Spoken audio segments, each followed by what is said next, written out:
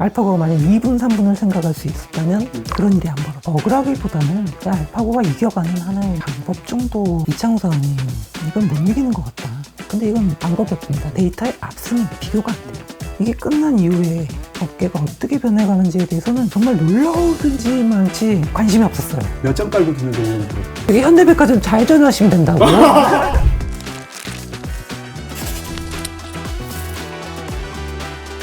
안녕하세요. BTV 이동진의 파이아키아, 저는 이동진입니다. 오늘 파이아키아를 보시는 분들이라면 와, 이분이 여기 나오시냐고 정말 놀랍지 않을까 싶습니다. 파이아키아의 어떤 이력으로 보아도 무척이나 뜻깊은 날이 아닌가 싶습니다. 아마 오늘 저는 이제 어려서부터 무척이나 동경한 부분이 있어서 많이 배우는 그런 시간이 되지 않을까 싶습니다. 이세돌 기사님 모셨습니다. 네. 반갑습니다. 아유, 이렇게 먼 데까지 와주시고 오늘 또 일찍 와주시고 감사합니다. 감사합니다. 네, 여기다 이렇게 약간 좀 어색하시기도 할 텐데 오늘 앉으시니까 어떤 기분 드세요? 사실 그 평론 하시는 거 영화 볼 때 그거 언제나 참고했었거든요. 아이고, 감사합니다. 네네. 그래서 저도 이게 좀 긴장되는 그런 게 있네요, 사실. 아, 그래요? 예. 네, 뭐 시작이라서 그럴 것 같고 사실 이제 좀 있으면 이제 제발 한 말씀만 더 해주소서 이런 태도로서 제가 많이 청하는 그런 인터뷰가 되지 않을까 싶습니다. 은퇴하신 게 2019년이니까 네, 맞습니다. 6년 정도의 세월 동안 굉장히 또 많은 일들을 하셨어요. 요즘 하루하루의 일상은 어떻게 굴러가시나요? 네. 지금은 다른 제가 보드게임 만들어 놓은 게 있어가지고요. 네. 그거 앱 작업도 하고 있고. 네. 그레이트 킹덤을 예, 포함해서. 예. 네. 그리고 사실 지금 게임도 다른 게임도 좀 준비를 하고 있는 게임도 있고요. 네. 예. 제가 이제 울산과학기술연구원 그 네네. 유니스트 특임 교수로 교수시죠. 들고 네. 있습니다. 몇 시쯤 일어나시나요, 아침에? 기사 생활을 오래 이렇게 하시다 보면 거기에 익숙한 패턴이 은퇴 이후에도 이어지지 않나요? 네. 대국이라는 게 아침 10시에도 있고 저녁에 아. 또 있을 때도 있고 해서 조금 네. 대중이 없었던 게 있고요. 네. 그래서 그런지 네. 이게 뭐 새벽에 일어날 때도 있고 막 10시, 11시 뭐 이렇게 아주 좀 늦게 일어날 때도 있고요. 네. 예. 그 대구 컨디션이 너무 중요할 것 같아서 그게 딱 정해진 루틴이 있고 거기에 맞춰서 이렇게 생활하실 것 같았는데 의외로 그렇지는 않습니다. 그러니까 일상에서는. 이게 정말 10시, 2시, 막 7시 이렇게 막 대중이 없었어요. 시합 시간 자체가. 10시에 딱 시합이다. 네. 시작이다. 그러면 보통 한 7, 8시쯤 일어날 거 아닙니까? 네, 근데 네, 이제 네. 만약에 2시 시합이면 네. 뭐 7, 8시쯤 일어나면 또 피곤해요. 아, 그렇겠네요. 예. 너무 일찍 일어나도. 예. 그렇게 되다 보니 대중 없어진 것 같아요. 정말. 네. 예. 제가 사실 이제 특정 직업을 가졌다고 해서 그 직업에 대해서 물론 존경하고 존중하는 마음이 있습니다만 직업은 뭐 다 똑같다 이렇게 생각하는 경향이 있거든요. 근데 바둑 기사에 대해서는 제가 좀 다르게 생각이 듭니다. 왜냐하면 저는 사실은 바둑을 거의 못 두고 예. 기본적인 룰만 이해하는 정도인데요. 저희 아버지가 기원을 하셨습니다. 그러세요? 네네. 기원을 뭐 아주 오래는 아니고 짧게 하셨는데 기원을 하셨고요. 아버지는 뭐 물어보니까 이제 돌아가셨습니다만 뭐 아마로 한 3, 4급 정도 두셨던 것 같고요. 저희 형이 또 바둑을 굉장히 좋아해서 네, 저희 형이 이제 아마 5단 정도 되거든요. 다 그러면 본인 주장에 되게 따르면. 기력이 있으시군요.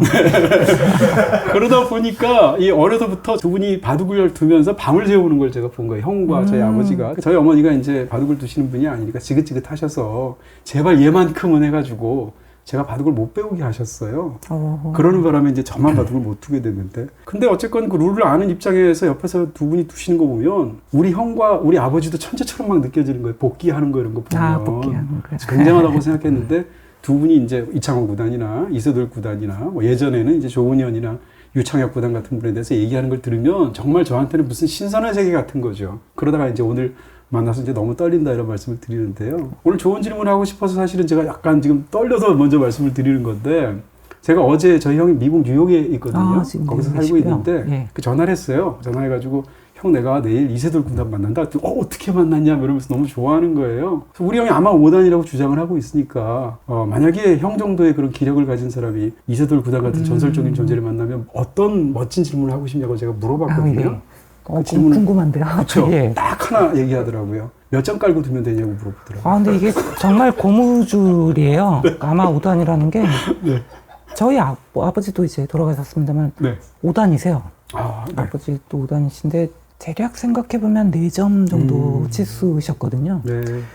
약한 5단이면 6점. 6점? 예. 아. 강 5단이면 4점. 뭐 이렇게 되지 않을까. 저희 형이 이제 프로기사하고 놀 때 4점 깔고 뒀다고 그러더라고요. 아, 이세돌 구단과 아마 두면 5점을 깔아야 될 것 같은데 너무너무 두고 싶다고 하는 거죠. 그래서 그걸 물어봐 달라고. 그래서 전화 끊으라고 그랬습니다. 왜냐하면 쓸모가 없어서.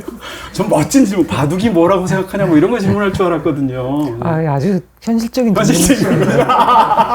저희 형은 이 방송에서 언급되는 줄 알고 너무 좋아해서 잠깐 제가 면피를 했고요. 지금부터 이제 무시하고 예. 질문으로 제대로 들어가도록 하겠습니다. 이 전남 비금도에서 태어나셔서 거기서부터 어린 시절을 보냈을 텐데 도시적인 어떤 환경이 아니니까 사실은 주변에 비슷한 또래 자체가 별로 없다고 그렇죠. 하셨었고요. 뭐 네. 인구 자체가 또 그렇게 굉장히 많지가 않기 적었겠죠. 때문에. 네. 또 집안 자체가 바둑을 두는 제가 이번에 찾아봤더니 다들 어마어마하시더라고요. 근데 그런 환경 속에서 이제 막내로서 바둑을 제일 늦게 배웠지만 사실은 가장 재능이 뛰어나셨던 거잖아요. 어찌됐건 비금도에서 바둑을 배웠다. 다시 말하면 서울에 태어나서 어려서부터 굉장히 도회적인 환경에서 배우는 그런 또 다른 기사가 있을 수 있지 않습니까? 그런 분들하고 비교하면 어린 시절에 그런 데서 바둑을 처음 배우고 자랐다는 것이 본인한테 어떤 영향을 미친 것 같으세요? 저는 굉장히 행운이죠. 네. 그런 얘기를 좀 해요. 정말 엘리트다. 엘리트 코스를 제대로 밟았다. 저는 이제 아버지에게 바둑을 배웠는데 네. 바둑 선생님으로서 봤을 때 뭐 최고셨다고 생각을 합니다. 네. 일단 기본적으로 스승님 자체가 정말 최고였다고 생각을 하고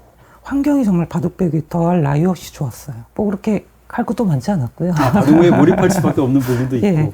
그리고 그 당시는 당연히 그랬습니다만 네. 정보라는 게 얻기가 굉장히 힘들었죠. 네. 기부 하나 본다라는 게 그게 말처럼 쉬운 일이 아니었죠. 한 달에 한 번씩 오는 바둑 잡지가 있으면 그거 이제 통하고 네. 또 아버지가 좀 모아놨던 바둑 책들 그렇게 네. 많지는 않았습니다. 그거 보면서 이제 한 건데 그게 사실 굉장히 좋은 거예요. 너무 많은 정보와 오히려. 예, 네. 그런 거면 사실 자기만의 무언가를 생각하는 그런 부분에서 네. 오히려 많은 정보들을 접하면 그게 좀 희석될 수가 있거든요. 근데 저는 자연스럽게 최고의 스승 또 최고의 환경에서 그런 환경에서 자란 거죠. 또 이제 서울에 올라올 때쯤은 또 큰형님이 프로 바둑기사가로 이미 자리를 잡고 있는 상황이어가지고요. 네. 또 올라와서 또 형님 밑에서 물론 다른 이제 스승님이 계시지만 계셨지만. 예, 큰형님 잘 또 케어를 해줘가지고요. 네. 저는 뭐 스승님도 사실 굉장히 바둑계 뭐 엄청난 공헌을 하신 분이죠. 네. 또 돌아가셨습니다만은 네. 그런 분 밑에서 정말 최고의 환경에서 정말 그렇게 오지 않았나 생각을 합니다. 제가 95년도에 이제 프로가 됐는데 프로가 된 이후에도 굉장히 좋은 환경이었어요. 그럼 어떤 점에서요? 보통 바둑계가 그렇습니다. 그러니까 프로가 되면 거의 노터치를 해요. 근데 저는 이제 그 당시 만 12살이라 보통은 그래도 좀 어느 정도는 챙기거든요. 12살이면 타치해야 되지 않습니까? 너무 어려서. 터치를 보통은 해요. 네. 보통은 하는데 그 당시에도 조금은 하는 편이었습니다. 근데 저는 진짜 안 했거든요. 제 스타일상 스승님이 쟤는 터치하는 게 안 좋을 것 같다. 그래서 아예 노터치를 해버렸어요. 네. 그리고 가족들이 있는데 가족들도 뭐 어지간하면 노터치를 했고요. 또 그 당시에 제가 프로 입단 딱 하는 순간에 큰형님이 군대를 갔어요. 참 운이 좋았던 게 아마 큰형님이 있었으면 저를 약간 터치를 했을 확률이 굉장히 높을 네. 거예요. 그냥 군대를 가니까 터치를 안 하는 거죠. 못 하는 거죠, 이제 군대를 가 있으니까. 그래서 저는 그것도 행운이다. 적당한 시점에 군대를 가준 거죠, 근데 쉽게 말해서. 네. 근데 그것도 굉장히 운이 좋았다고 생각을 합니다. 저는 혼자 하는 걸 굉장히 좋아해요. 네. 바둑 같은 경우에는 누가 터치하는 걸 굉장히 싫어했습니다. 어릴 때부터 바둑을 만 5살부터 배우기 시작을 했는데 한 7살쯤 넘어가니까 터치하는 걸 굉장히 싫어했습니다. 네. 배울 네. 점들은 배우지만 기본적으로 제가 갖고 있는 어떤 그런 세계가 있다고 치면 그 세계를 건드리는 걸 굉장히 싫어했어요. 그래서 사실 아버지도 어지간하면 이건 뭐 수법에 대해서는 네. 기술적인 부분에 대해서는 말씀하셨지만 맡기셨다고. 근데 네. 다른 그러니까 정신적인 그런 부분은 사실 아버지조차 그렇게 함부로 얘기를 안 하셨거든요. 그건 제가 생각이 있어요. 뭐 그렇게 예. 어느 순간부터는 아버지보다 잘 두시니까. 바둑도 그런데 어쨌든 그걸 건드리는 걸 네. 굉장히 싫어한다는 거였죠. 네. 그 당시부터. 근데 유일하게 이제 큰형님이 서울에 올라왔을 때 보면 여러 가지 얘기를 많이 해줬어요. 네. 사실은 뭐 그게 나쁘다 좋다기보다는 그래서 저가 어느 순간부터 약간 부담스러울 때가 있었거든요. 네. 참 감사한데 이제는 좀 이제 좀. 그만했으니까. 네. 그러니까 예. 형이든 아버지든 이제 어느 순간까지는 이제 존재의 울타리 자체가 큰 도움이 되지만 또 어떤 순간이 되면 사실 이제 좀 벗어나 주시는 게 도움이 될 수 있겠네요. 예, 적당한 시점에 서울에 올라와서 네. 스승님 또 형님 보호 아래 있었는데 적당한 시점에 또 군대를 가고 그러다 보니까 저는 혼자만의 그런 것들을 또 쌓을 수 있는 시간이 또 생긴 거죠. 제가 근데 한 4년간은 성적이 그렇게 나지는 않았습니다. 입단이 워낙 빠르시기도 하셨죠? 정신적으로 약간 해이해졌던 부분도 사실 좀 있었던 것 같고요. 분명히 99년도부터 그게 맞는지는 잘 모르겠습니다만 제 아버지가 돌아가시면서 참 후회가 되더라고요. 돌아가시기 전에 좋은 프로 바둑대사로서 성적을 좀 내는 모습을 보여드렸다면 참 좋았겠다는 생각이 들고 거기서부터 좀 정신을 차린 것 같아요. 이건 뭐 인생에서 너무나도 슬픈 일이지만 바둑 쪽으로 봤을 때는 또 하나의 계기가 되는 거죠. 99년도부터 조금씩 이제 올라오고 꼭 그런 것들을 보면은 정말 운이 좋았구나. 이렇게 되기도 어려운데 딱 뭔가 탁탁탁 환경조차도 아마 저처럼 그렇게 되는 경우는 굉장히 드물 겁니다. 그럴 것 같은데요. 네. 말씀하셨던 자신이 12살 나이면 일반적인 기준으로 너무 아이지 않습니까? 그런 상황에서 프로로 입단하셨고 방금 전에 언급하신 것처럼 한 99년, 2000년쯤 되면 정말 떠들썩한 화제가 되기도 하고 그 당시에 불패소년이라는 이미지로 불리기도 하고 사실 지금 제 옆에서 뵈면서 느끼고 있는 거는 지금도 너무 소년 같으세요. 제 어린 시절의 기억에서도 이제 이세돌 하면 떠오르는 게 소년 이미지인데 지금도 사실은 40을 넘기셨는데도 그런 느낌이 있고요. 불패소년이라는 이름이 막 32연승도 하셨지 않습니까? 당시에 32연승이면 정말 뭐라고 그럴까요? 본인 스스로에 대한 자신감도 엄청나셨을 것 그렇죠. 같고 엄청났습니다. 막 파죽지세로 올라가시던 시기지 않습니까? 10대 후반에. 그 당시를 지금 한 돌이켜보시면 뭘 모르셨던 것 같으세요? 그 당시에. 바둑은 어마어마하게 잘 두셨을 거고요. 막 올라가다 보니까 바둑이라는 게 원래 상대방을 존중하고 배려하고 또 마지막으로 자신이 둔수 또 그런 판을 책임지는 겁니다. 그거부터 배우는 건데요, 사실은. 와 올라가다 보니까 너무 자신감이 과했겠죠. 그래서 그런 것들을 좀 많이 놓쳤던 것 같아요. 존중하고 배려하고 이런 것들에 대해서 좀 너무 지나쳐서 자신감이 너무 지나쳐서 그런 걸 좀 놓쳤던 것 같습니다. 책에도 나옵니다만 2001년도에 이창호 사원님과 대국에서 그런 게 여실히 드러났죠. 세 판을 먼저 이기면 이제 승리하는 거죠. 5판 3선등제인데 두 번을 먼저 이기고 그다음에 이제 3연패 하면서 역전을 당했는데 그 당시에는 사실 좀 경험이 부족했다. 뭐 그런 얘기가 주류 그렇게 얘기를 했는데 물론 그것도 맞는 말일 겁니다. 그런데 그것만으로는 사실 설명이 좀 불가능한 부분들이 있거든요. 특히 삼국 같은 경우에는 사실 너무 많이 좋았어요. 사실 기보를 나중에 보더라도 야 이걸 어떻게 역전당했나 싶을 정도로 더군다나 앞에 2연승 하셨고 이건 경험의 문제가 아니라 정신적인 어떤 부분이 분명히 있었을 것이다.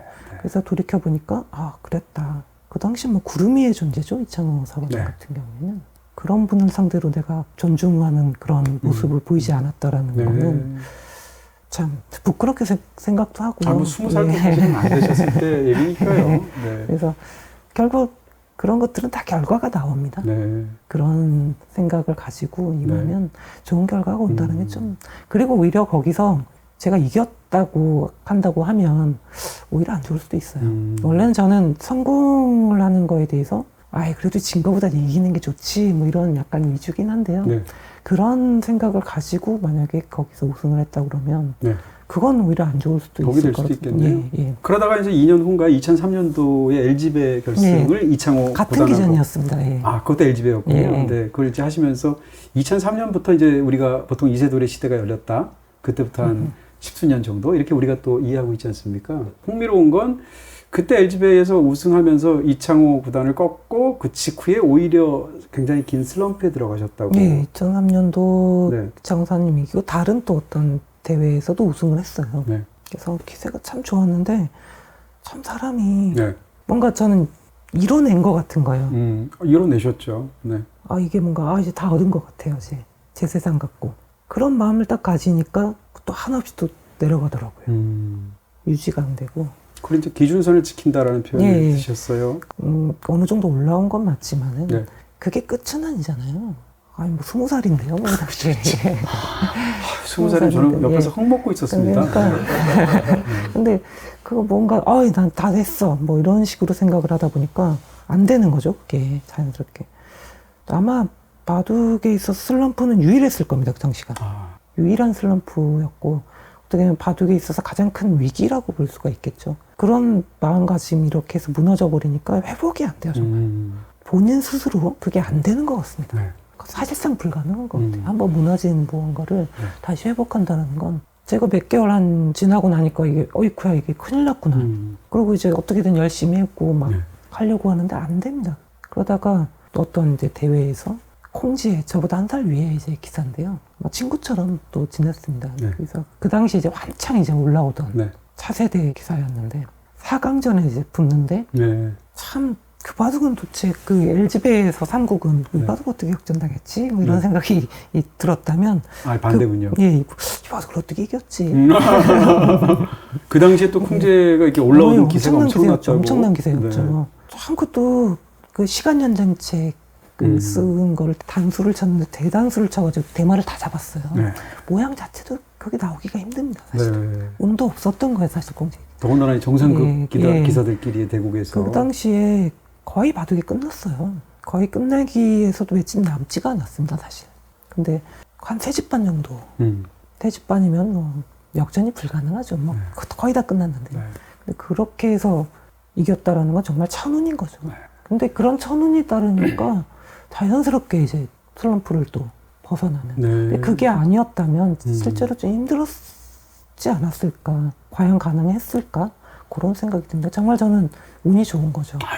겸손하게 말씀하시지만, 그러니까 어떻게 보면 책에서 말씀하신 것처럼 그래서 이제 승리의 경험이 중요하다는 이야기를 하셨어요. 슬럼프에서 벗어나기 위해서. 저는 사실은 그렇게까지 생각하시는지 몰랐습니다. 왜냐하면 바둑을 잘 몰라서. 근데 책을 보고 인상적이었던 것은 구리구단, 중국의 구리구단을 떠올리셨어요. 근데 그 책에서 묘사된 걸 보면 제가 구리구단이 만약에 번역된 중국어로 이 책을 보면 너무 기분 좋을 것 같아요.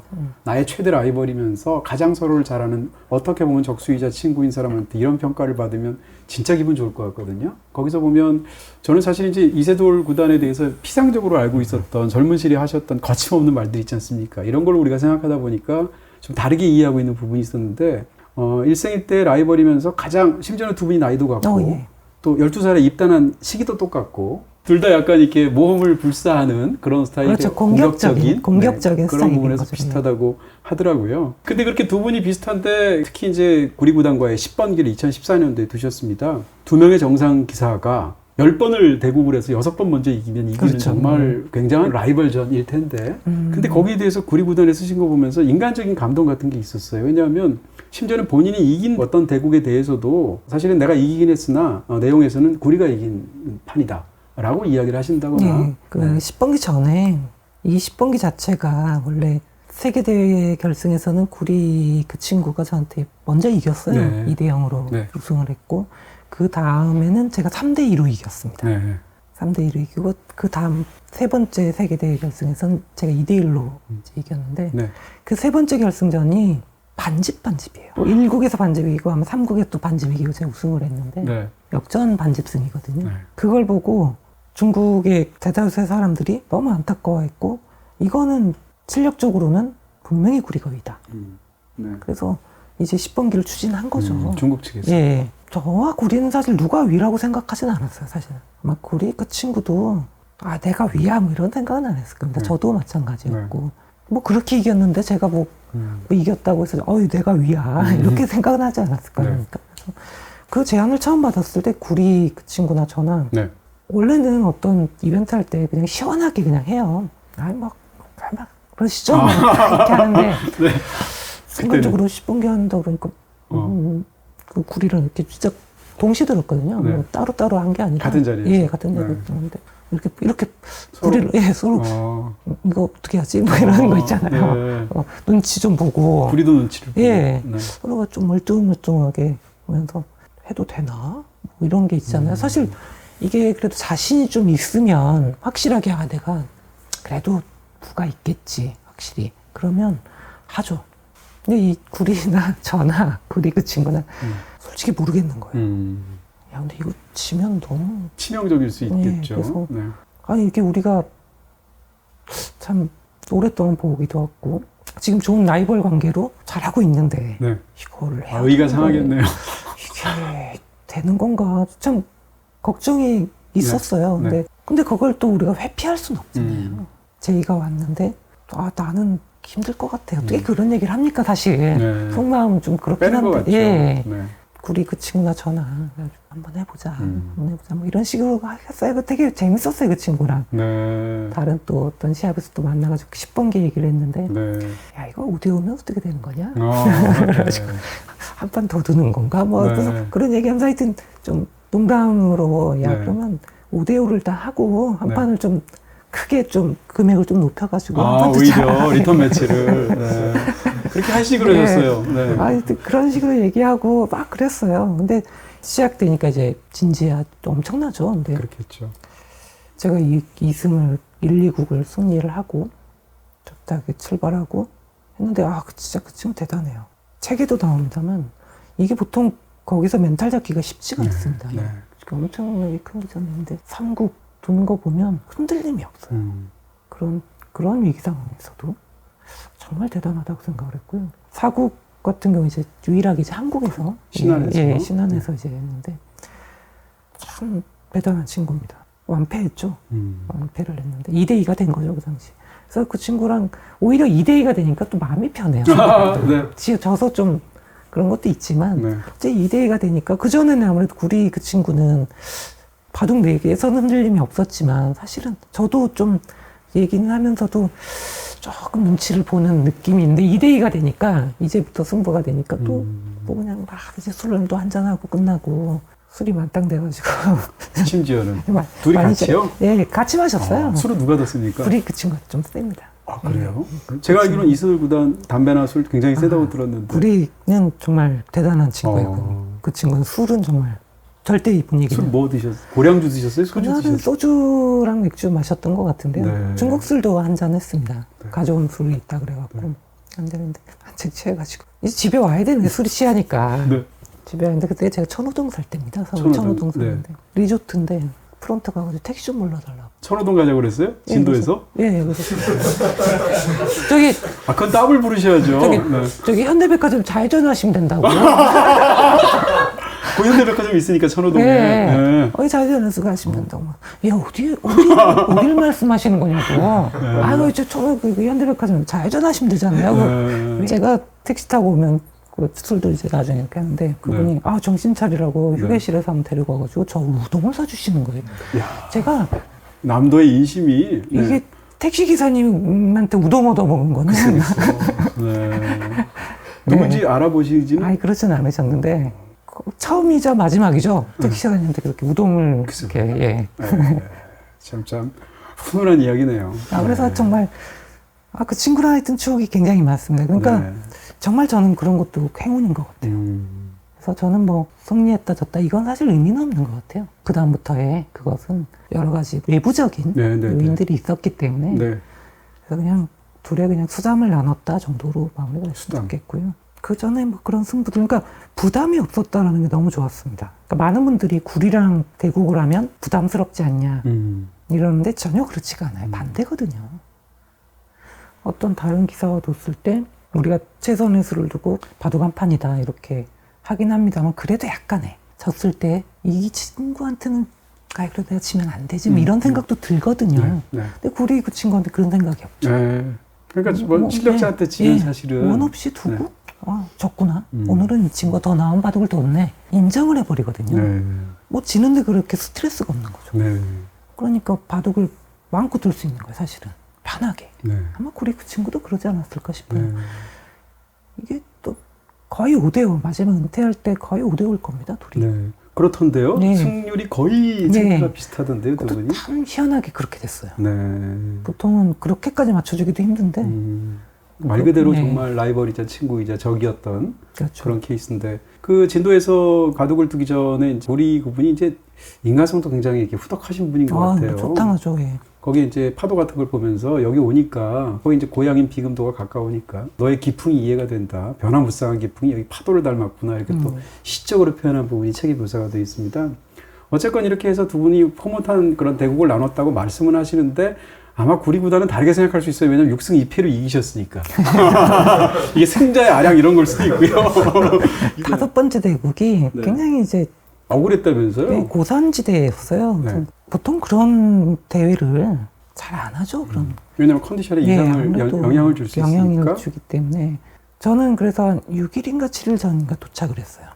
그냥 책에는 일주일 나왔는데 정확하게는 모르겠어요. 6일인지 7일인지. 그분은 5일 만에 왔다면서요. 5일 예, 전에. 그 친구는 그렇게 왔는데 네. 보통은 그 일찍 온 이유가 좀 적응을 하겠다라는 차원에서 이제 서로 일찍 온 거거든요. 네. 근데 저는 이제 적응하는 셈치고 뭐 이렇게 유유자적하면서 산책이나 하고 막 그러고 있었는데 친구는 무슨 행사가 있는지 모르겠는데 자꾸 불려다니더라고요. 중국 기원에서. 네. 네. 이게 맞을까라는.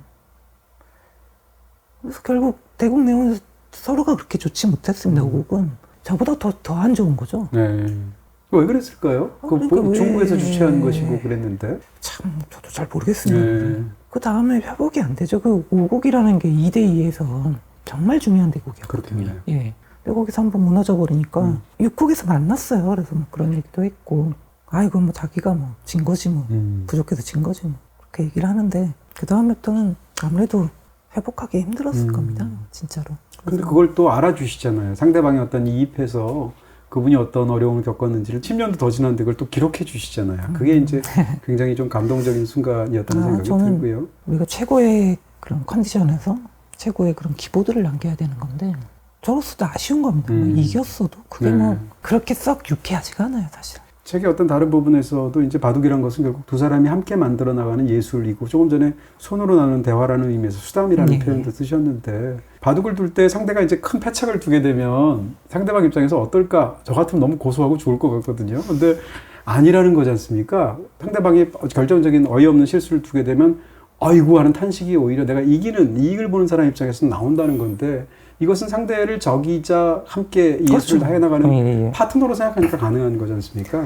파트너죠. 네. 네, 파트너고 정말 아쉬울 때가 있어요, 정말로. 빈말이 아니라 아 정말 오늘은 뭔가 이상하게 합이 잘 맞아가지고요. 대국 내용도 좋고 뭔가 좀 바둑을 즐기고 있다? 뭐 이렇게 상황에서 너무 많은 생각이 있었겠죠. 네. 너무 많은 생각을 하다 보니까 정말 어이없는 네. 그런 실수를 하면서 이제 바둑이 끝나버리면 그런 순간엔 너무 허탈해요, 사실. 그렇다고 뭐 실수인데 아 이거 봐줄게 이럴 수는 없는 거잖아요. 아, 물러주는 거 없죠? 예, 예. 네. 그럴 수는 없는 거고 네. 뭐 결국 그걸 응징해서 이겨야 되는데 네. 지금까지 뭔가 우리가 나눴던 그런 것들이 무의미해지는 것 같은. 더군다나 그런 명곡은 약간 후배들이 나중에 보면서 심지어는 막 따라도 하고 공부도 하고 외우기도 하지 않습니까? 작품이잖아요. 네. 그런 측면에서 본다면. 그래서 물론 저도 그런 실수한 적이 있어요. 당연히 이기기만 한 건 아니죠. 네. 예, 그런 실수를 진 적도 있는데 네. 보면 상대방 표정도 그렇게 좋지가 않아요. 아 고소하다 뭐 이런 게 아니에요. 사실 네. 물론 표정 관리하고 있을 수도 있겠지만 네. 아니, 느낌적으로 봐도 그럴 것 같더라고요. 제가 물어본 건 아니죠. 네. 야, 그 기분이 어때? 뭐 네. 물어보진 않았는데 네. 아마 그러지 않았을까. 그런 허탈함 그런 게 있지 않았을까 생각합니다. 비다이렉트 샵에서는 모두 다 가능.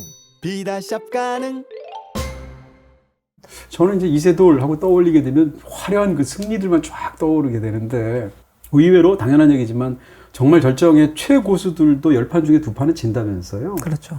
그래서 이세돌 그 구단의 여태까지 전적을 보니까 577패시더라고요. 그러니까 진 것도 500번을 넘게 진 거예요. 많이 물론 졌죠. 이긴 거는 훨씬 더 많이 이기셨죠. 577번을 졌다는 거고 또 이 책에서 보면 패배로부터 혹은 이겼지만 슬럼프에 빠진 순간으로부터 배운 어떻게 보면 실패해서 길어낸 지혜 같은 것이 이 책에 사실은 굉장히 많이 있는데요. 이 책에 묘사가 되어 있든 그렇지 않든 간에 577번의 패배 중에서 가장 아프게 느끼셨던 패배는 어떤 패배로 혹시 기억하시나요? 죄송합니다. 이긴 것 중에 가장 짜릿한 거 물어봐야 되는데. 이게 진 것들이 많이 있죠, 기억에. 네. 근데 지금 생각해보면 그 당시에는 좀 아팠을 거예요. 뭐 사실 중요한 대국에서 그런 좀 어떻게 보면 좋지 못한 그런 대국 내용을 보여주면서 패하면 사실 그렇죠. 후회도 되고 아프고 뭐 이렇긴 한데 지금 돌이켜보면 조금 하나 딱 고르시면 어떤 특별한 게 있을까요? 네. 제가 그게 2013년이었나요? 네. 3년이었다. 2013년도에 30살. 결승전 근데 중국 기사와 이제 어디 결승인가요? 삼성화재배로 기억을 하는데 결승전에서 참 좋지 못한 그런 대국 내용을 보여주면서 패했거든요. 네. 후회도 되고 네. 도대체 왜 됐을까 하는 생각도 들고 솔직히 말씀드리면은 지고 싶은 상대는 아니었습니다. 그래서 더 기억이 나시는. 네. 예. 만약 뭐 구리 같은 그런 친구한테 졌으면 상관이 없는데 네. 조금 인정하기가 솔직히 네. 싫은.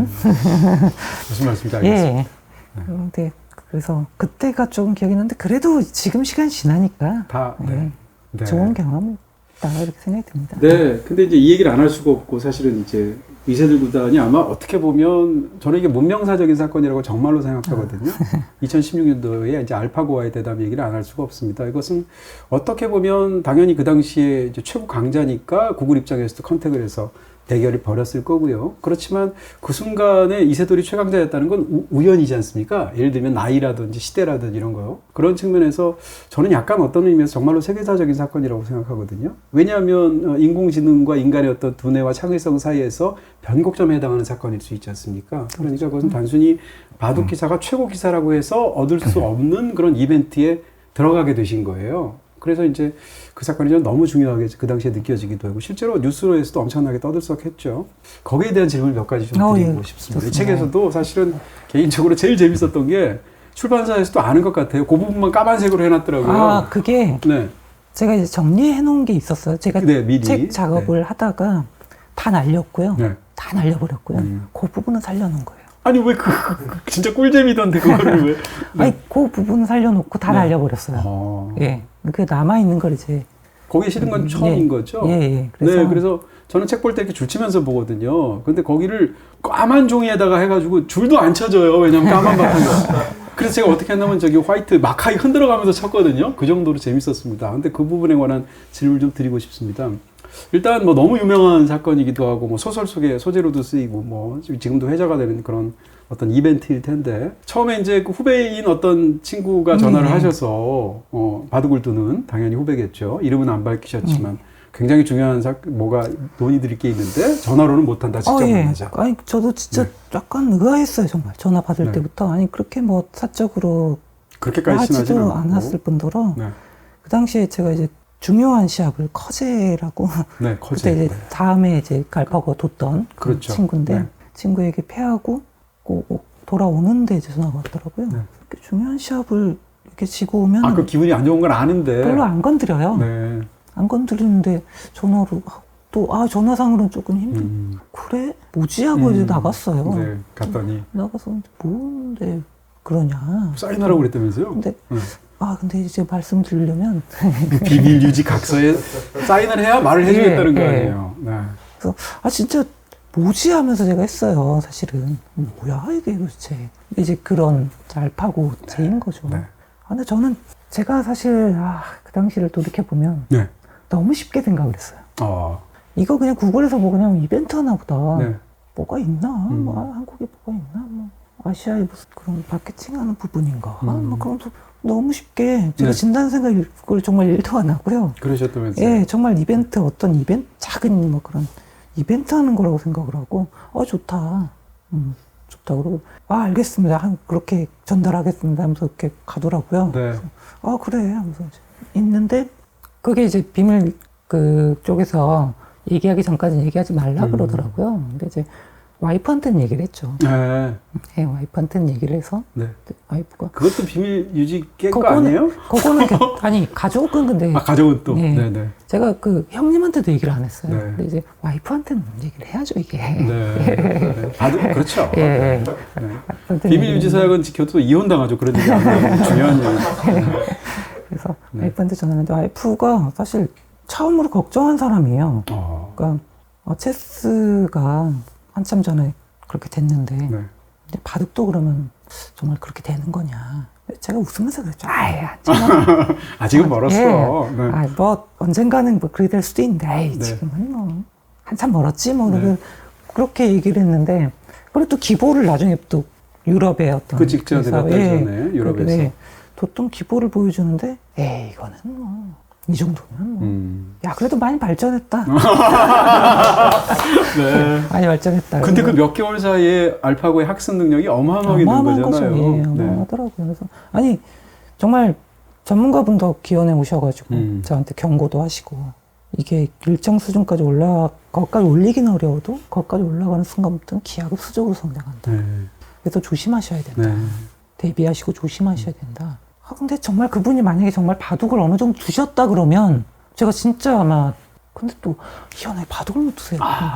네. 근데 또 그분이 바둑을 못 두시는 분인데 기원까지 찾아가지고 저한테 경고를 얘기를- 하시는 것도 참 좀 독특하고 그 대화를 이상하고. 책에서는 바둑을 모르는 사람과 인공지능을 모르는 두 사람의 대화였다고 이야기를 예. 하셨어요. 네. 그러니까 어떻게 바둑을 조금이라도 좀 두시지. 그랬으면 믿었을 텐데. 예, 조금 그래도 심각하게 받아들일 수 있죠. 근데 진짜 바둑을 전혀 모르시는 거예요. 그래서 그분이 딱 하는 건 하나예요. 아, 이렇게 사방이 막히면 먹힌다. 딱 네. 보고 아시는 정도시더라고요. 네. 그래서 이거 바둑을 모르시니까 네. 이런 말씀을 하시는구나. 네. 그냥 한 귀로 듣고 한 귀로 흘려버린 거예요, 사실. 그렇겠죠. 예. 사실 정말 그 당시 좀 준비를 했으면 좀 달랐을 때.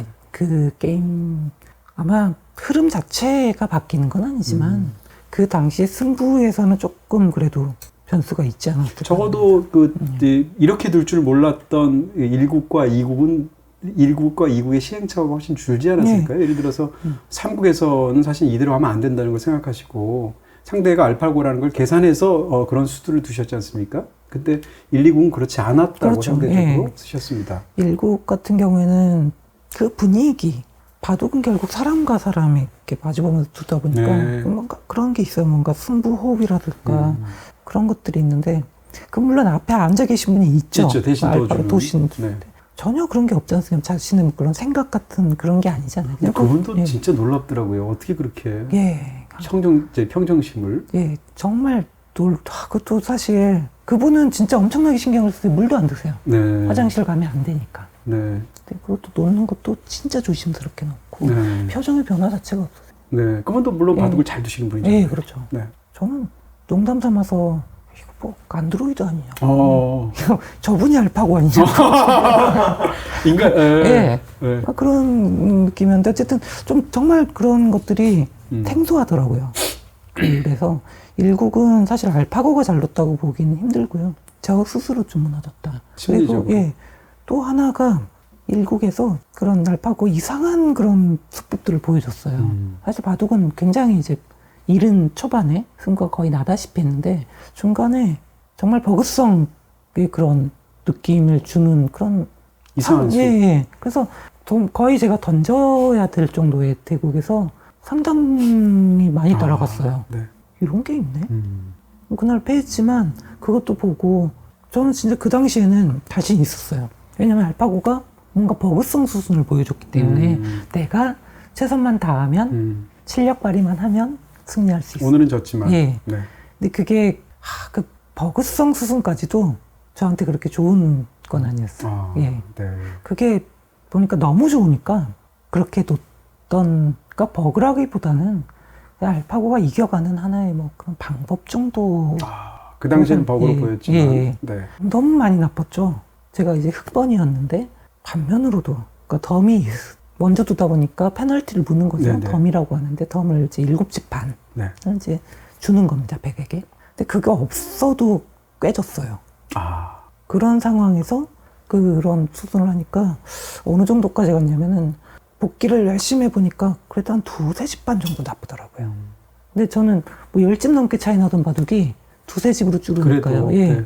이거는 뭐 버그구나. 근데 알파고는 진짜 그 정도만 이기는. 네. 더 무섭네요. 예. 네. 그런 식으로 돼 있다고 해서 그러니까 버그가 아니라 일종의 그냥 이기는 방법 중에 하나였던 거예요. 근데 네. 제가 좀 오해를 한 거죠. 그러니까 이제 초반에는 사실은 굉장히 들어가기 전에는 특히 이제 자신만만하셨고 평상시에 중요 대국을 앞두면 이제 막 스트레스도 받고 하는데 그런 거조차 없었고. 그렇죠. 처음엔 그랬죠. 네. 그리고 또 이제 기러기 아빠로서 딸하고 이제 아내 되시는 분 오라고 그랬고 또 결혼 10주년이고 네. 그게 또 3국이었다면서요. 가장 어떻게 생각하면 전체 이 5대국 중에서 가장 참담한 날이 3번 연달아 지게 된 3국 대국, 그때가 하필이면 결혼 기념일인 거잖아요. 10주년. 네. 네. 근데 호텔 안에 뭐가 오더라고요. 샴페인이랑. 아니 뭐야 이 사람들 지금. 아니 이제 그것도 그쪽이 흔들기, 흔들기. 그 알파 네. 그쪽 팀에서 보낸 거에 10주년인 거 아니까. 네. 정말 아니, 인간들이 아니네. 알파고네. 아니 뭐 좋게 받아들여야지 하면서도 이게 날 놀리는 건가? 좀 오기도 좀 생기고. 네. 야 이게. 그래서 사국을 이겼군요. 그래가지고 참. 아이, 뭐, 좋은 의도로 보냈겠죠. 네. 당연히 축하한다라는 의도에서 보냈는데. 근데 좀 세심하지는 않네요, 실제로. 네. 이제 가장 중요한 사국에 관한 질문을 드릴 수밖에 없습니다. 사실 저도 그때도 이제 저는 바둑을 모르면서도 그 기사나 상황이나 막 정말 초미의 관심, 기자들의 어떤 표정이나 이런 것도 완전히 시시각각 달라졌었고, 1국, 2국, 3국 하면서 보도되는 데서도 어떻게 보면 약간 이게 인류가 기계한테 지는 건가 이대로? 이런 느낌? 바둑에서 알파고한테 지는 게 아니라 그 상황이 됐고 사국을 했는데 이제 사국에서 이기셨지 않습니까? 그때 상황을 조금 설명해 주시면 특히 이제 178수에 관한 이야기를 하지 않습니까? 신의 한 수라고. 네. 뭐 책에도 나오고 다른 이제 인터뷰도 했었습니다. 네. 이런 것들을 했었는데 제가 1, 2국을 지고 나서는 정상적으로는 이기기 힘들다고 이미 판단을 내렸어요. 사실 2국에서는 복귀를 해보는데도 어떻게 이기지? 라는 좀 막막함이 들더라고요. 네. 그리고 이제 이창호 사관님 이걸 못 이기는 것 같다. 아, 책에는 그 이름 안 쓰셨는데 이창호 분이 그 말을 하셨군요. 책에는 그냥 선배라고만 네. 썼는데. 네. 사실 그 실명을 해도 되는 거예요. 그럼요. 네. 인간이 이기는 바둑이 아니라고 이야기했다고 그랬죠. 같이 복귀를 이건 하고. 못 이기는 것 같다. 네. 편하게 돌아. 이거는 못 이기니까 편하게 돌아. 아마 그게 그대로 말씀하신 것 같아요.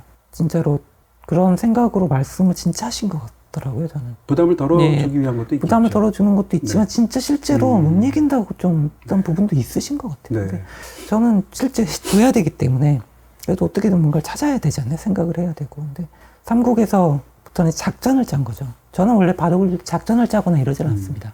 뭐 누구랑 두더라도 네. 그렇게 두질 않아요. 그냥 제 바둑 최선의 수를 찾아가면서 두지.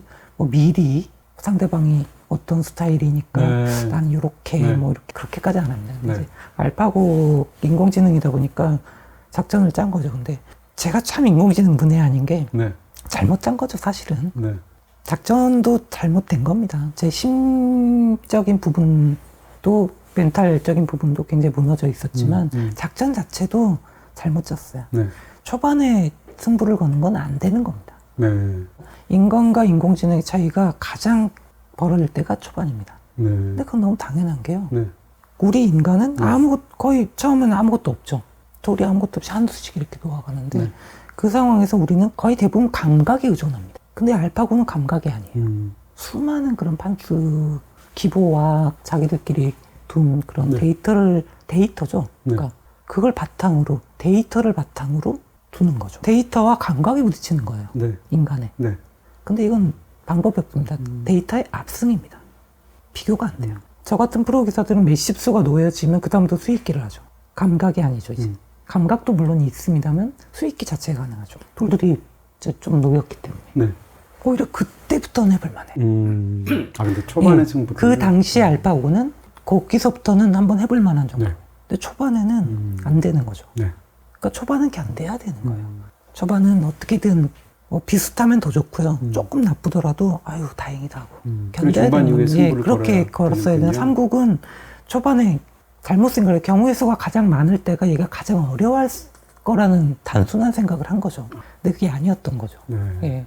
삼국을 이렇게 패하고 사국에서는 아무리 생각해도 이게 초반에 안 될 것 같은 거예요. 바둑 내용을 봤더니 야 이건 안 되겠다 하면 어떻게 할까 고민하다가 또 이게 너무 수순이 많아지면 그냥 완벽하게 둘 것 같은 거예요. 경우의 수가 너무 줄어버렸으니까 모든 걸 다 계산하고 완벽하게 둘 것 같은 거예요.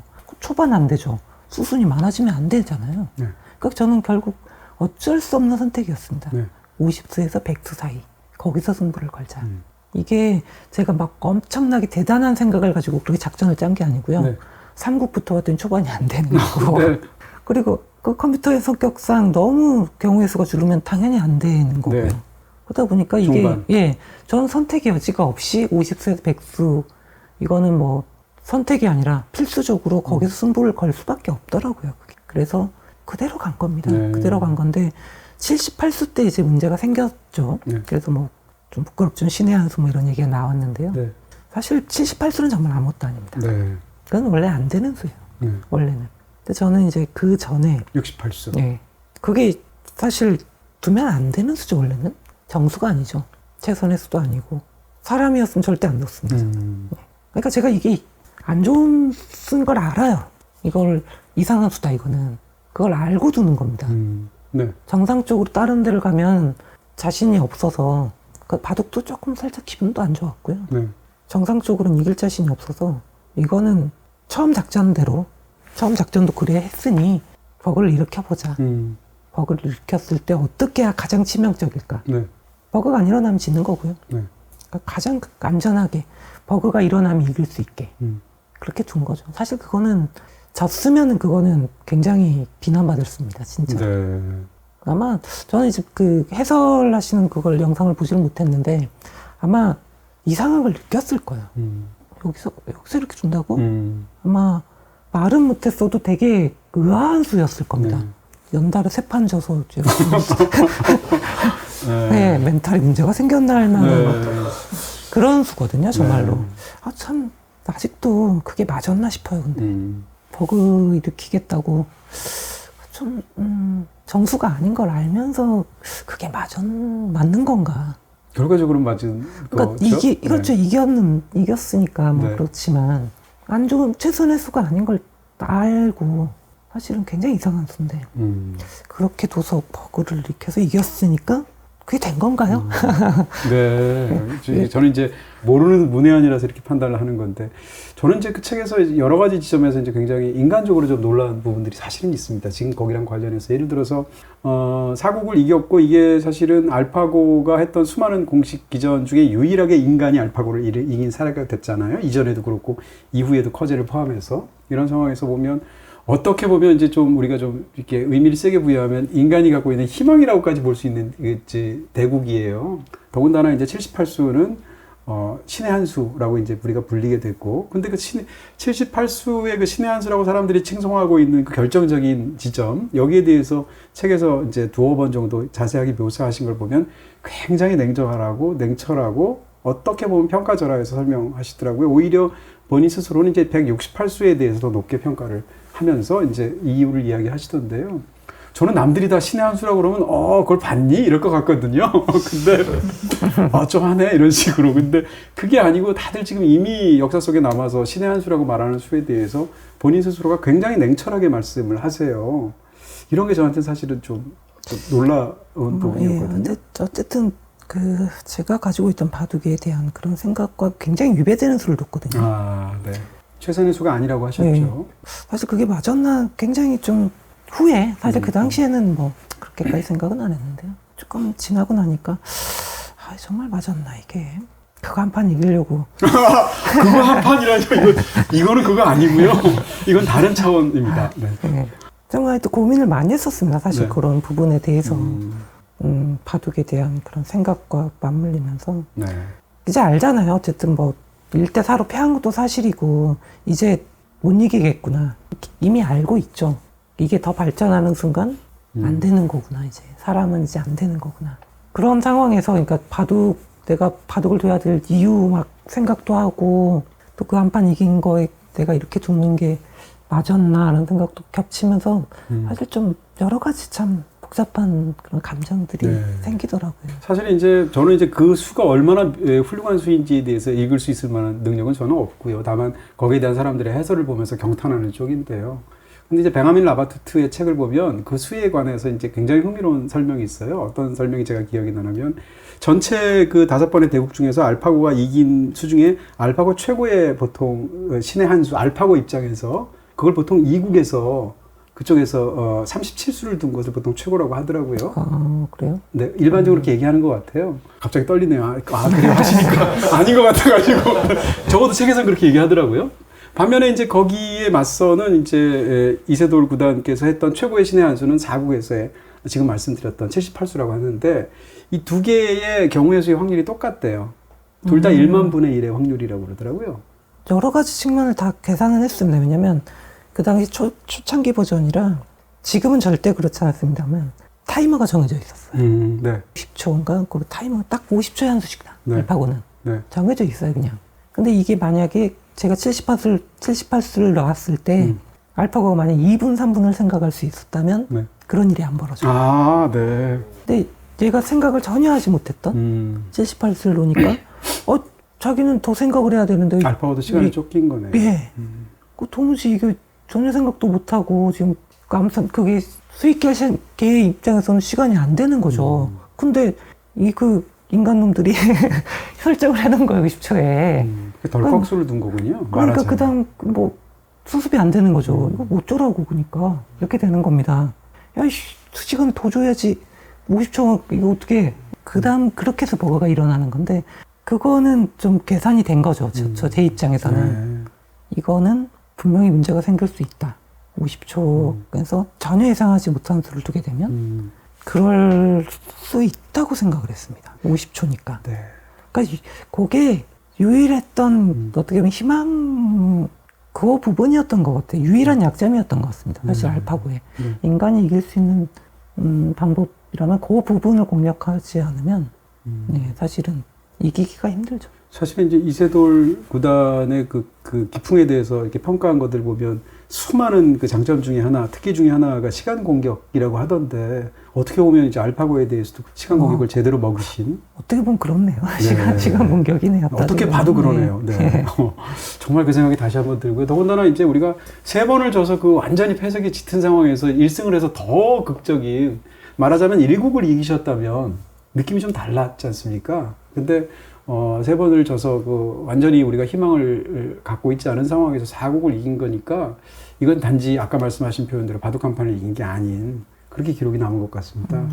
그렇게 표현해주니까 좋네요. 또. 네. 끄떡끄떡 하시면 됩니다. 이번에 굉장히 흥미로운 책을 내셨습니다. 아주 정말 책도 너무 잘 감사합니다. 읽히고 예. 이세돌 그 인생의 수익기라는 인생의 책을 수익기입니다. 예. 내셨습니다. 책을 읽으면서 느낀 것은 그야말로 이 바둑을 평생 두어오시고 그 분야에서 이제 전설이 되신 분의 입장에서 이분이 아니면 모를 것 같은 어떤 그런 상세한 부분들이 굉장히 흥미로웠습니다. 예. 저는 사실 책을 읽기 전까지만 해도 약간 자서전에 가까운 책이 아닐까라고 생각을 했는데 평생 바둑을 두면서 느껴오신 어떤 인생에 관한 많은 것들, 가장 인상적이었던 건 말은 중요한 것은 이기는 수가 아니라 최선의 수를 두는 것이다 라는 표현을 하셨던 부분입니다. 이런 말들이 이제 바둑에 관한 설명으로서 본인의 이력을 말씀하시는 거이기도 하지만 바둑을 전혀 못 두는 저 같은 사람 입장에서도 이 확장해서 들리는 굉장히 울림이 깊었던 부분이거든요. 제가 여쭤보고 싶은 건 바둑 기사로서 이렇게 생활하시면서 와 이게 인생하고 비슷하다라는 생각을 그때도 하신 건지 아니면 2016년 알파고와의 대국 그리고 이제 2019년 은퇴하고 나서 현재까지 떨어져 있다 보니까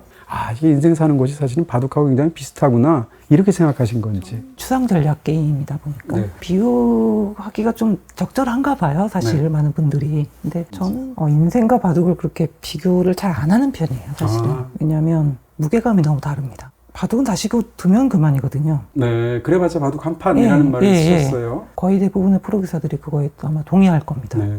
한 판 한 판 인생에 뭔가 도전하고 성공하고 실패처럼 그렇게 받아들이면 할 수가 없죠. 이기는 수보다 최선의 수를 두는 것도요. 네. 그거 한 판 이겨봤자 사실 뭐 하겠습니까? 100판 두면 80판을 이겨야 된다고 친다고 치면은 어설프게 이겨봤자 장기적으로는 그걸 유지할 수는 없는 거거든요. 최선의 수를 둔 사람이 결국은 성공을 하겠죠. 장기적으로 봤을 때는. 그 한 판의 그 가치를 그렇게까지 높게 보질 않습니다. 애초에. 그러다 보니까 이거를 인생이랑 비교한다고 하면 사실 조금 어려운 부분이 생기는 거죠. 뭐 전체적으로 본다 그러면 뭐 그럴 수도 있겠다는 생각은 하지만 진짜 한 판 한 판 이런 걸 봤을 때는 너무 가벼워요, 바둑은. 네. 사실 이제 그 바둑을 가지고 하는 많은 어떤 그런 만화도 있고 뭐 영화도 있고 올해 승부 나왔지 않습니까? 거기서 이제 이창호 구단과 이제 조은영 구단의 대결이 나오기도 하고 또 미생이라는 또 굉장히 성공했던 드라마와 또 원작 만화가 있잖아요. 만약에 이제 본인의 그 알파고 그 이벤트를 포함한 그런 영화나 이런 것이 나오는 게 전 충분히 가능하다고 보는데 그럼 만약에 이세돌 구단역을 누가 맡았으면 좋겠습니까? 참 그게 좀 쉽지가 않네요, 그게. 그냥 차원우라고 얘기하세요. 차원우라고. 참 감사할 것 같긴 한데. 진짜로 약간 본인의 이미지랑 약간 또 대중문화에도 사실은 또 굉장히 밝으시잖아요. 근데 너무 아마 매치가 안 돼서 저를 이제 어느 정도 아시잖아요. 많은 분들이 아시다 보니까 매치가 안 될 것 같아요. 차은우 씨 정도 되면 이거는 뭐 안 될 것 같아요. 누가 있을까요? 좀 생각나시는 것도 아니, 있으신가요? 저는 이제, 이렇게 또 여권까지. 네, 특별히 어떤 배우를 이렇게 점 찍어 두시거나, 그런 생각은 없으세요? 예, 그렇지는 않습니다. 또 그럼 추가적으로 여쭤보겠습니다. 제가 아까 베냐민 라바투트라는 그 작가 얘기를 했는데, 저는 굉장히 훌륭한 소설가라고 생각하는데요. 그 사람이 이제 매니악이라고 이제 작년에 초에 우리나라에 나왔는데, 제가 소설을 굉장히 재밌게 봤습니다. 근데 그 소설이 1부, 2부, 3부가로 구성이 되어 있는데, 1부는 이제 에렌 페스트라는 물리학자를 다루고, 주인공이. 아니, 제가 집에 있거든요. 있으세요? 제 아내가 볼만해라고 하고 추천도 해줬는데 네. 좀 읽다가 말았어가지고 근데 다시 집 들어가서 네, 한번 꼭 보시라고. 왜냐하면 보겠습니다. 그 에렌 페스트 얘기가 나오고 2부는 이제 그 유명한 폰 노이만이 나오고요. 3부가 이세돌 구단이 주인공이에요.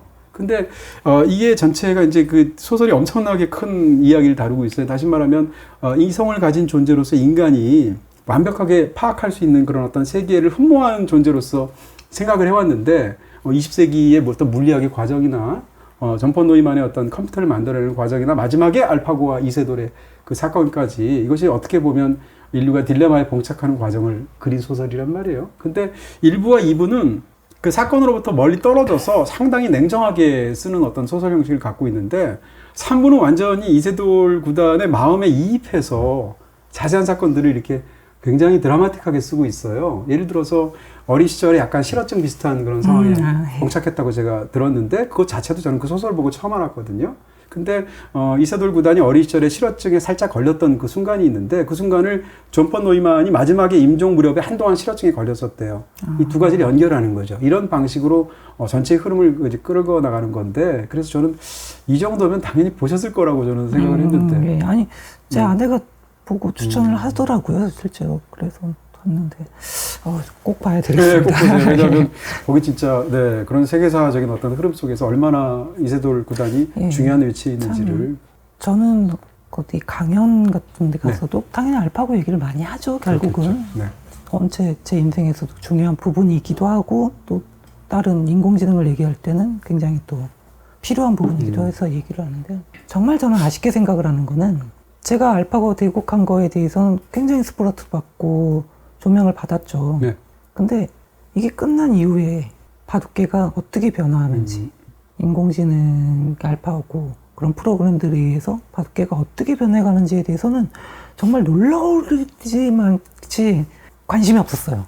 어떻게 그렇게 관심이 하나도 없을 수 있지라는 생각이 들 정도로 이게 왜냐면 바둑계의 문제가 아니거든요, 사실은. 이거는. 인공지능으로서 어떤 산업 생태계가 어떻게 변하는지를 얘기를 하는 건데 너무 관심이 진짜 없고 어떻게 보면 어쨌든 우리가 AI 시대를 맞이한 그런 이벤트를 한국에서 했는데 그런 거 관심을 전혀 안 가지니까 사실 우리가 AI에 대해서 그러니까 얼마나 그런 대비를 했냐 이거예요. 우리가 2016년도에 그런 큰 이벤트를 겪었음에도 불구하고 그러네요. 우리가 AI에 대해서 그 다음에 무엇을 했는지는 사실 그렇죠. 바둑계가 어떻게 변화하는지 AI에 대해서 그런 것조차 관심을 안 가졌으니까요. 그래서 좀 너무 아쉽습니다, 사실. 그리고 똑같은 실수를 사실 우리나라라고 보긴 좀 그렇고 실수를 또 하는데요. 2019년도에 챗GPT가 이제 세상에 공개가 되죠. 저희가 이제 알파고에 대해서 잘 인공지능도 모르고 그 당시 뭐 무조건 이기겠지 이렇게 생각했던 것처럼 챗GPT 처음 나왔을 때 사람들이 우아하지 않았습니다. 뭐야 이거 바보야 뭐. 근데 챗GPT가 잘하는 게 있잖아요. 거짓말 잘하잖아요. 예. 그 당시에는 데이터도 별로 없고 뭐 성능도 많이 떨어지다 보고 잘 하지도 못하고 거짓말만 해대고 이러니까 에이 뭐야 도대체 뭘 만들고 있는 거야 도대체 이렇게 된 거예요 사람. 그러다가 한 3년 지나니까 어떻게 됐습니까? 와, 괜찮다 이거? 곧 1년 2023년 되니까 이제 그 다음부터는 이제 막 AI 혁명. 이렇게 되는 거죠. 똑같은 실수니까 2019년도에 그거 딱 보고 이제 발전하는 걸 생각을 해야 되는데 지금 그 당시 그것만 보고 이러는 거죠. 저도 알파고 기보 보고 유럽에서 그거 뭐 아유 귀엽네. 아직 어리네 막 이랬는데 그냥 똑같은 거죠. 2019년도에 그 당시에 그것만 딱 보고 아예 별거 없네. 그러네요. 좀 안타까운 부분들이 좀 있는 것 같아요. 바둑에만 국한시켜도 엄청난 변화가 생겼지 않습니까? 책에서 사실은 애초에 한 책을 어떤 걸로 시작하느냐가 너무 중요할 텐데 시작 자체가 337입이라는 것으로 말씀하세요. 그러니까 보통 바둑을 둘 때 화점 근처에 두게 되는데 상대가 그렇게 두었을 때 좌표 이 상으로 3-3의 위치에 보통 안 두는 게 안 두죠. 바둑기에서의 초반에는 잘 두질 않습니다. 네. 그러니까 금기처럼 세 번째, 다섯 번째 소리에 3-3을 들어가는데 정말 저는 그 알파고 마스터, 그러니까 1년 후에 커제구단과의 둘 때 이걸 보여주는데 네. 그 수법을 딱 보면서 한 30분 생각하니까 충분히 둘만한 수구나. 난 이걸 어떻지? 막 이런 생각을 하다가 궁금한 거예요. 그럼 누가 그럼 이걸 두었을까? 다른 어떤 기사가 이걸 두었을까? 네. 하고 이제 찾아본 거예요. 아무도 없는 거죠. 아무도 없을 줄은 진짜 생각을 못했습니다. 아니 누군가는 뒀겠지라고 생각을 했. 근데 사실 생각나는 건 없었거든요. 기본은 생각나는 기본은 없었지만 그럼에도 불구하고 저는 누군가라도 한 명이라도 한 판의 기보라도 나올 줄 알았습니다. 그래서 제가 어릴 때 그렇게 배워요. 초반에 이거 3-3을 파는 거는 실력이 좀 없지만 상대방에게 외세 세력을 내줘서 좋지가 않아. 그렇게 배웠습니다. 사실은 어릴 때부터 금기시대화했던 거죠. 근데 제가 이제 커서 프로가 되고 어떻게 보면 성적도 되고 그런 상황에서도 못 두는 거예요. 그러니까 이게 한번 그런 걸 그렇게 박혀 있으면 틀을 갖게 되니까. 네. 네. 근데 그게 너무 무섭더라고요. 네. 사실은. 그리고 거의 그 순간에 거의 은퇴 좀 생각을 했던 것 같아요. 그러니까 이제는 심지어는 그 바둑을 둘 때도 3-3에 두는 사람들이 생겨나기 시작했고 그 다음에 예전하고 달리 이 바둑에서 마치 정답이 있는 것 같은 상황처럼 바뀌게 되었고 왜냐하면 AI가 준 해법에 따라서 기보를 공부하거나 외우게 되니까 수많은 것들이 바뀌게 되었고 그러니까 사실은 그런 질문 굉장히 많이 들으셨을 텐데 아니 이세돌 구단점 되는 분이 왜 은퇴를 하실까?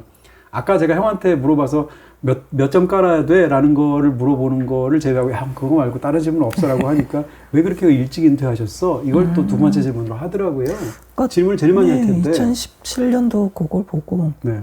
저는 나름대로 뭔가 창의적이고 자기만의 뭔가를 두려고 노력을 했고 어느 정도의 그런 생각도 있었어요. 어느 정도 자부심 같은 걸 할까요? 보면 사실 아무것도 아니었던 거죠. 그거 3-3 하나 못 둔 거 아닙니까? 결국은. 거기였던 겁니다, 사실. 제가 대단할 게 하나도 없었어요, 사실은. 네. 이게. 알파고 그걸 딱 보는 순간, 진짜 내가 별게 없었구나. 우물 안에서 그냥, 어떻게 보면 인간들은 진짜 아무것도 아니었던 그런 느낌이 들더라고요. 그리고 제가 그럼 이제 무슨 이유에서 바둑을 두어야 되는가. 네. 저는 프로 바둑기사로서 제가 저 같은 사람들이 바둑을 안 두고 연구를 하지 않으면 바둑의 기술 발전은 멈추는 거였죠. 인공지능 나오기 전에는 기술 발전이 멈추는 겁니다. 네. 조금씩이나마 우리는 계속 발전을 시켜왔는데 그리고 바둑을 두시는 분들한테 최소한의 뭔가 길을 이쪽 길로 가보는 게 어떤가 뭐 제시하는 사람일 수도 있고 그걸 통해서 영감을 줄 수도 있는 거 아닙니까? 그렇게 생각을 하고 이제 바둑을 두고 있었는데 알파고 이렇게 꽤 두는데 이게 이제 기술 발전이랑 상관이 없어요. 이제 저 같은 사람들이 없어도 인공지능이 있으면 되는 거거든요. 계속 지금 무서운 게 지금까지도 발전하고 있습니다. 인공지능은. 우리가 봤을 때는 이미 완벽한 거 아니야 싶지만 그 안에서도 조금씩 발전하는 것 같더라고요. 미세하지만. 그러니까 아무 상관이 없죠. 기술 발전과 저는. 그거 보고 이제 공부하는데. 그렇다고 그걸 보고 공부를 하는데 무슨 사람들에게 길을 제시하고 영감을 주겠습니까 사실. 별것 없던 그런 바둑을 놓던 그런 느낌과 나 진짜 사실 아무것도 별거 없는 거였구나 사실 내가. 그런 느낌과 도대체 내가 왜 둬야 되는 거야. 저라는 프로 바둑기사 이세돌이 왜 필요하냐 이거예요. 사실 그거는 참 어려운 얘기 같습니다. 저도 뭐 그거에 대해서 명확한 뭔가 답이 안 나와서 은퇴를 한 거죠 사실은. 도대체 내가 왜 필요한가. 필요성에 대한. 그래서 저는 은퇴라는 게 무슨 과감한 결단, 뭐 그런 선택, 저는 그게 아니었어요. 책에는 아주 간단하다고 하셨습니다. 즐겁지 않아서. 그런 게 필요성, 이유 그런 걸 찾지 못하니 당연히 즐겁지가 않죠. 제가 어떤 걸 하고 있다. 명확한 뭔가가 있어야 당연히 즐겁고 그런 거죠. 근데 저는 이제 그걸 읽으면서 더군다나 이제 그런 걸출한 분이 은퇴한 것을 그냥 막연하게 제 입장에서는 이제 뭐라 그럴까요? 아쉬운 부분 같은 게 있어서 저는 사실 뭐가 떠오르냐면 그레타 가르보라는 굉장히 할리우드의 전설적인 여자 배우가 있었습니다. 20세기 초반에. 네. 근데 아주 전설적인 배우였는데 이 사람이 무성영화기에서 유성영화기로 넘어갈 때 그때 굉장한 스타였었고요. 근데 유성영화기 때도 상당히 잘 나가긴 했는데 36살에 은퇴를 했어요. 그러면서 36살까지 정말 슈퍼스타였는데 그 이후로는 딱 끊고 그 다음부터는 다시는 연기를 하지 않고 나이는 8, 90살에 돌아가셨거든요. 근데 거의 나이가 같은 캐서린 헵번이라는 또 다른 또 전설적인 여자 배우가 있어요. 근데 이 배우는 마지막 작품을 80대 후반에 찍었거든요. 계속 찍은 겁니다. 이 두 사람이 저는 이제 떠오르는 건데 이 누가 옳고 그르다의 차원이 아니죠. 근데 그거 자체가 어떤 두 분의 어떤 삶을 바라보는 태도랑 관련이 있다고 생각하는데 예를 들어서 이창호보다는 전성기가 한참 지나셨잖아요. 아직도 굉장하시겠지만. 근데 어쨌건 지금도 이렇게 이 프로 기사로 활동하시지 않습니까? 근데 경우는 역시 다르지만 또 하필이면 또 36세에 은퇴하셨어요. 그레타 가르보처럼. 그러니까 네. 예, 이창호 사모님 같은 경우에는 정말 바둑 그 자체를 제게도 아까 말씀하셨습니다만 즐거운 거죠 아직도. 그냥 이창호 구단이 안드로이드 아니에요?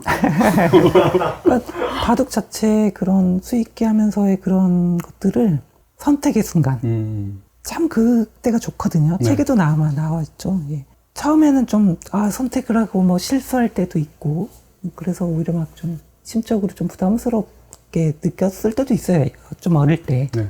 나중에는 정말 그 순간이 즐겁거든요. 진짜 한 치 앞을 내다보기 힘든 그런 상황에서 자신이 뭔가 선택을 내려야 되잖아요. 그게 막막한 게 아니라 굉장히 즐거워요, 사실. 이런 상황에서 뭔가 참 어떻게든 생각을 해내고 상대방과의 그런 것들을 하면 수담을 나누면서 하는 게 너무 즐겁습니다, 사실은. 근데 그런 부분을 이창호 사원님께서는 계속 그런 부분 때문에 계속 즐겁다고 생각을 하시는 것 같아요. 네. 저는 물론 저도 그거에 대해서 아직도 그렇게 생각하면서 즐거워요, 정말. 그런 부분에서 즐겁지만은 아까 말씀드렸듯이 제가 어쨌든 프로로서 나는 어떤 존재인가 언제나 그런 생각으로 프로 생활을 하고 있었는데 네. 그게 바뀐 걸 저는 좀 받아들이기 힘들었던 거죠. 예. 매혹되셨던 그 세계가 더 이상 존재하지 않는 거죠. 이게 좀 아직도 즐거운 부분이 남아있지만 내가 생각했던 바둑은 이제 끝난 것 같다. 근데 이제 이창호사님은 그런 그냥 세계는 변화했을지언정 자신이 두는 그 즐거움이 계속 살아있다면 충분히 가능하지 않을까 생각합니다. 삶을 바라보는 방식이나 시각의 차이? 그런 거라고 볼 수도 있겠죠. 그렇게 해서 은퇴하셔서 지금 6년 정도 세월이 지나셨지 않습니까? 근데 6년도 동안 무슨 그레타 가르보처럼 은둔하신 게 아니고 굉장히 왕성하게 활동하셔서 어떻게 보면 대중적인 입장에서는 이세돌 구단을 더 가깝게 느껴진다고 할까요? 예를 들어서 데블스 플랜 같은 프로그램에서 나오시고 그러시지 않습니까? 또 이제 다른 어떤 프로그램에 나오시기도 하고 거기다가 이 교수로서 후학들을 가르치는 부분이 있을 거고요. 바둑의 테두리 안에서만 갇혀 있는 게 아니죠. 그리고 또 이제 그 그레이트 킹덤을 포함한 보드 게임을 만드시지 않습니까? 근데 그 만드신 것도 그게 애초에 바둑이 토대가 된 그렇죠. 보드 게임으로 알고 있고 또 더군다나 이 책에서도 알파고보다 우리가 잘할 수 있는 게 뭐냐라고 했을 때 알파고가 우리보다 바둑을 잘 둘 수는 있지만 바둑을 만들어낼 수는 없다라는 표현을 쓰셨어요. 그런 면에서 그레이트 킹덤은 바둑을 만들어내신 거잖아요. 말하자면. 그렇죠? 이런 면에서 지난 6년간을 보시면 굉장히 많은 일을 하셨는데 그 6년간을 스스로 한번 자평해 보신다면 어떠세요? 일단 처음엔 참 어려웠습니다. 뭐 예상은 했지만 약간 허한 것도 있고요. 오랫동안 프로바둑 기사로 이제 더 이상 아니잖아요. 네. 그래서 좀 허한 것도 사실이었어요. 그리고 어떤 일을 함에 있어서 뭘 해야 되나 제가 엄청나게 준비를 살짝 해놓고 사실 그건 아니었거든요. 사실은 그런 상황도 아니어가지고 좀 어려운 부분들이 굉장히 많이 있었습니다. 처음에는 몇 개월은 좀 푹 쉬었고요. 정말로 이제 마음 편하게 쉬자 해가지고 몇 개월은 진짜 마음 편하게 쉬었고 그 이후부터는 저는 사실 그렇게 많이 만나는 그런 게 아니에요. 다수의 분들을 그렇게 많이 만나는 그런 스타일은 아닙니다. 소수를 좀 이렇게 보는데 바둑기사라는 직업이 좋은 것 중에 하나가 인간관계 신경 안 써도 된다라고 책에 쓰셨어요. 근데 그때는 조금 생각을 달리해서 좀 많이 뵀어요. 어떻게든 좀 뵈서 내가 무엇을 해야 되는지에 대해서 좀 알아봐야 되겠다. 어찌됐든 이게 지금 그 사람 만나고 많은 분들이 또 다행히도 만나주시더라고요. 당연히 그렇겠죠.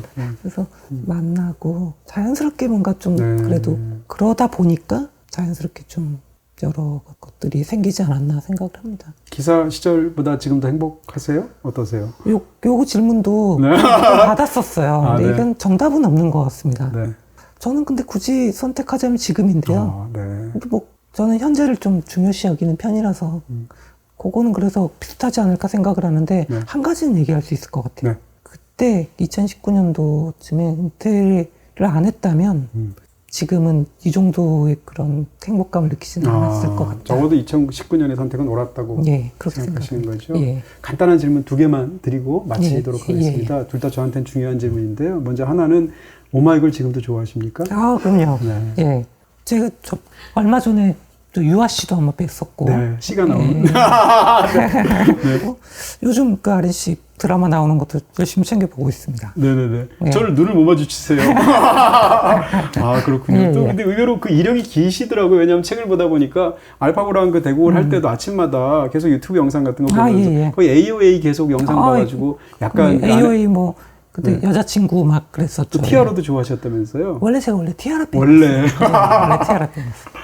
왜 그렇게 상대적으로 이제 우리가 사실 이런 것 때문에 어떻게 생각하면 이스돌 구단을 더 좋아하고 사랑하게 되는 거냐 이런 의외의 면들. 저는 사실 처음으로 걸그룹을 접했던 건 당연히 SAS 승리 쪽이었습니다만은 네. 그때는 또 어려가지고 크게 제가 팬이라고 하기는 좀 그렇고요. 네. 이제 소녀시대가 나왔을 때 네. 제가 사실 뭐 소녀시대 팬이다라고까지 얘기하기 좀 어려워요. 근데 네. 궁금한 거예요. 이게 시스템이 어떻게 되는지. 이상하게 그때 그냥 궁금증이 생겨가지고 그걸 좀 조사를 해봤어요. 도대체 이 친구들이 어떤 형태로 돼서 걸그룹을 이렇게 데뷔를 하게 되는지 궁금하더라고요. 또 이 걸그룹이라는 게 도대체 한 해에 어느 정도 데뷔를 하는 건지. 네. 그런 걸 좀 막 이상하게 제가 그런 취미가 있었어요. 그 당시에. 네. 뭔가 알아보자 하면은 집중해서 예, 컴퓨터로만 하지도 않고 또 어떤 사람 통해서 예, 직접 또 취재도 하시고. 예, 뵈러 가가지고 뭐 그쪽 아시는 분 계세요? 뭐 그래가지고 만나러도 가고 네. 뭐 그랬습니다. 그러다가 보니까 이제 처음으로 이제 티아라 쪽으로 이제 좀 감정이입이 됐다고 그래야 되나? 그럴 수 있죠. 예. 네. 그러다가 이제 예. 티아라 이후에 그쵸, AOA, 그 오마이걸이 되는 거죠. AOA. 예. 네. 사실 팬이라고 하면 티아라 오마이걸 이게 맞는 것 같습니다. 그렇군요. 예. 네. 아니 근데 궁금해서 알아보고 싶은 그 대상이 보이그룹일 수도 있고 영화 평론가일 수도 있지 않습니까? 근데 왜 굳이 근데 걸그룹을 사실 네, 걸그룹 너무 좋지만 아무래도 그 제가 보이그룹이나 남자 배우나 그렇게 네. 굳이 그래야 될 이유가 있을까요? 네, 예. 그렇군요. 예. 사실은 네. 저도 알고 있는데 물어본 네. 거고요. 네. 마지막 질문 드리도록 예. 하겠습니다. 사실 성함도 이세돌인데 이게 와 바둑 기사로서 이 이상 좋은 이름이 있나? 이런 생각이 들기도 하고 돌이 한자로도 쓰지만 사실은 그래서 한국에만 있는 한국이죠. 한자이기도 예, 예. 하고 아버님께서 지어주셨을 텐데 추측컨대 또 형님 둘째 형님이 성함이 이제 차자 돌자 써서 이차돌이시지 않습니까? 예, 예. 그때 아마 차를 쓴 걸로 봐서 둘째 셋째에서 차와 새를 쓰신 것 같아요. 아마 저도 셋째 그렇게 아들이니까. 생각은 하고 있었는데 그렇죠? 네. 어떤 뜻에서 그렇게 하셨을까? 근데 이제 돌 하면 당연히 바둑돌이 떠오르고요. 예, 아니 바둑을 원체 이제 또 좋아하셨기 때문에 아버지께서 다 그러니까 뭐 삼남이녀 다 바둑을 가르쳐 큰 형님과 저는 프로를 만들었고요. 프로 바둑 기사를 네. 만들었어요. 아, 진짜 뜻이 있으셨나라는 생각이 있으셨겠죠. 들고 근데 끝까지 여쭤보지 못했어요, 사실은 그거를. 그래서 제가 진짜 여쭤보고 싶은 건 이제 이름도 그렇고 12살에 입단하셨고 사실상 얼마 전까지 지금도 그러시지만 바둑이 인생의 거의 전부다시피 하시고 또 뭐 세계 최고의 자리에 그렇게 오래 또 군림하셨고 어떤 수많은 성과를 내고 또 알파고 사건까지 있었단 말이에요. 이쯤 되면 이름부터 시작해서 사실은 바둑 기사였다 내가 라는 것에 대해서 이것은 내 인생의 운명이다라고 생각하시는지 이걸 마지막 질문을 드리고 싶습니다. 바둑은 아직도 좋아하고요, 당연히. 인류가 만드는 유일하고 완벽한 추상 전략 게임 바둑. 저는 가치가 있다고 생각하고요. 배울 가치가 충분히 사실 제 입장에서는 재밌고 즐겁고. 네.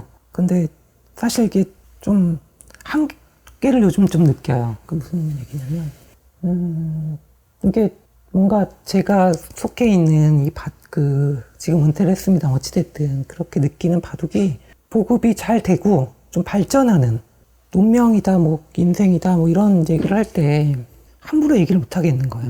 그러니까 이게 좀 발전하고 보급이 잘 되고 많은 사람들이 이런 걸 하고 있고 이러면 속 시원하게 예, 그런 것 같습니다. 뭔가 그런데 지금 이게 너무 사실 암담해요.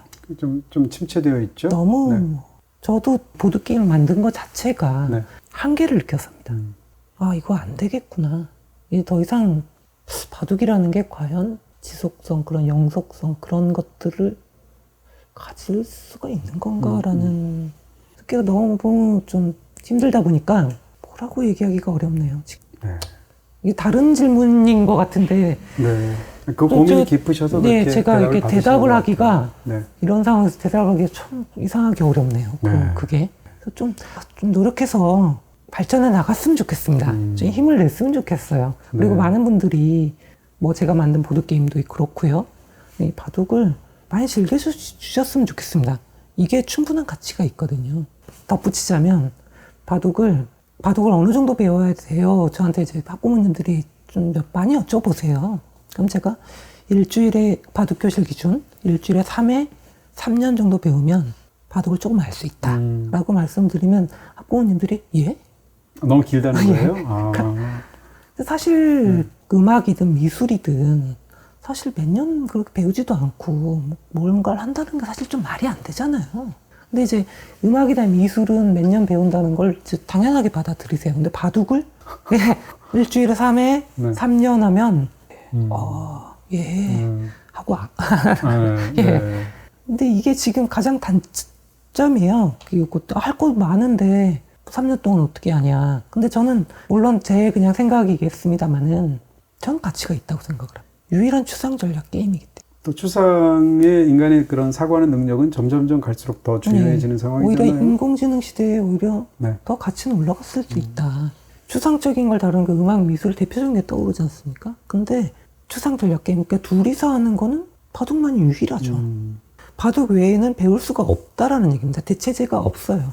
그래서 저는 충분히 가치가 있다고 생각을 합니다. 그래서 많은 분들이 좀 해주셨으면 좋겠고, 지금 아까 왜 이 질문에 지금 대답을 못하는지 저도 잘 모르겠는데요. 이렇게 질문을 해주시면 그렇습니다. 뭐 이렇게 답변하는 그런 날이 왔으면 좋겠습니다. 네. 예. 그렇게 말씀하신 것 자체가 바둑에 대한 아주 깊은 사랑 때문이 아닐까라는 생각을 사실은 들으면서 계속 했고요.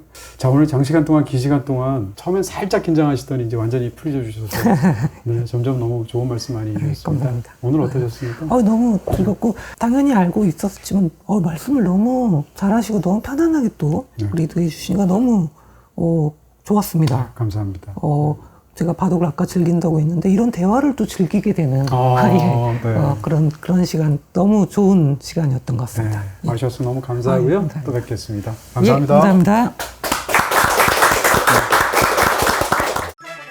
3년 약정보다 저렴한 1년 약정 인터넷 비다이렉트 샵에서는 모두 다 가능. 비다샵 가능.